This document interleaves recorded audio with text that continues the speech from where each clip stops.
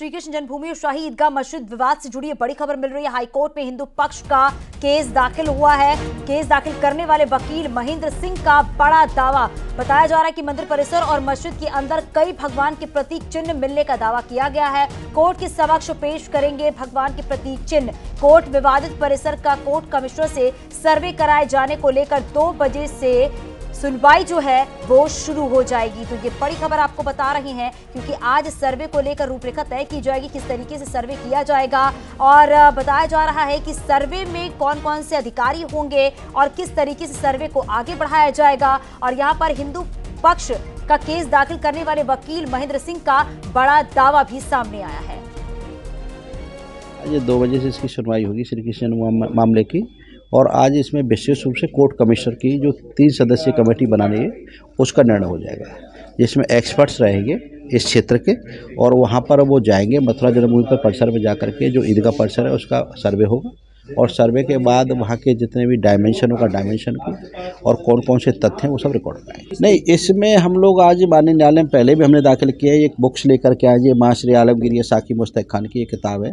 तो इसमें पूरा वर्णन आया कि किस तरह से मंदिर को तोड़ा गया, ये औरंगजेब का दरबारी था, और बहुत सारी किताबें हम ये आर्कोलॉजिकल सर्वे ऑफ इंडिया के डायरेक्टर रहे एलेक्जेंडर कन्नम की रिपोर्ट लेकर आए, जिसमें रिपोर्ट्स हैं कि किस तरह मंदिरों को तोड़ा गया, किस तरह चीज़ों को छुपाया गया, तो इसका पूरा वर्णन इसमें है। तो हमने इन सभी तथ्यों को आज न्यायालय में पेश किया, पहले भी पेश कर चुके हैं। वहाँ के नक्शे हैं हमारे पास में, रेवेन्यू रिकॉर्ड है, नगर निगम का रिकॉर्ड है और रजिस्ट्री है, तो वो सब दाखिल किया है। क्या प्रतीक चिन्ह वगैरह भी कुछ मिले? हाँ बिल्कुल, प्रतीक चिन्ह है। प्रतीक चिन्ह जैसे मैं अभी आपको दिखा ही रहा था कि वहाँ के दीवारों पे ओम है, या जैसे वहाँ पर जैसे कमल के फूल बने हैं, आदि शेष हैं, वो सब वहाँ पे हैं, तो वो सब हमने दाखिल किया न्यायालय में। तो उसी के बेस पर माननीय न्यायालय ने देखते हुए आदेश पारित किया, और मैं मानता हूँ कि आज कमेटी का गठन होने के बाद सर्वे के लिए डेट निश्चित हो जाएगी, उनको टाइम दे दिया जाएगा कि इतने दिन हम सर्वे करके और सर्वे की रिपोर्ट दाखिल करें। 2 बजे सुनवाई शुरू होगी, 2 बजे के बाद ये सभी तथ्य चीज़ें दोबारा से हम रखेंगे न्यायालय के समक्ष। अब वैसे ज़्यादा तो कह रहे कुछ नहीं, आज कमेटी बननी है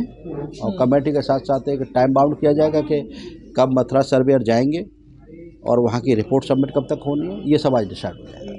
अपना परिचय बताइए। मेरा नाम महेंद्र प्रताप सिंह एडवोकेट है, श्री कृष्ण जन्म मुक्ति न्यास का अध्यक्ष हूँ, और मैंने ही सबसे पहले केस दाखिल किया था कोर्ट में। जो रजिस्टर्ड हुआ वो मेरा ही केस रजिस्टर्ड हुआ।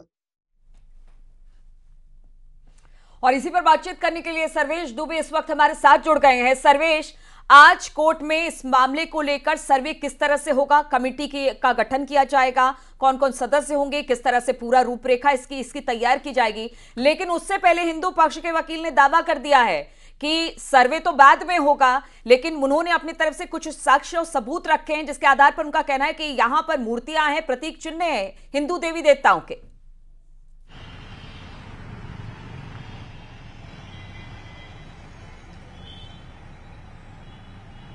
सर्वेश, आवाज मिल रही है क्या आपको?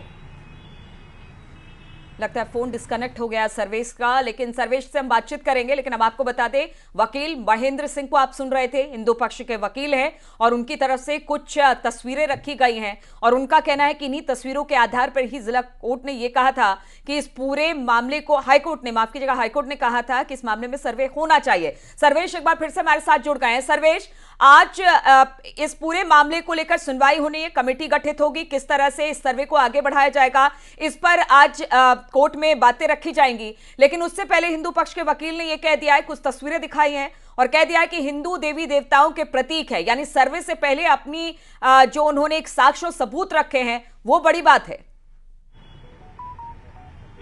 देखिए, मैं आपको बता दूं कि ये महेंद्र प्रताप सिंह जो अधिवक्ता हैं मथुरा केस में, इनके भी 2 सूट फाइल हैं। इनमें से सूट नंबर 3 और सूट नंबर 13 इनका है, जिस पर इलाहाबाद हाईकोर्ट में 4 दिसंबर को सुनवाई हो चुकी है। उस दौरान भी इन्होंने कुछ ऐतिहासिक पुस्तकें तथ्य के रूप में प्रस्तुत किए थे, और जिस तरह की तस्वीरों को आज वो साक्ष्य के रूप में मीडिया के सामने न्यूज 18 को उन्होंने दिखाया है, उसको लेकर वो पहुंचे हैं।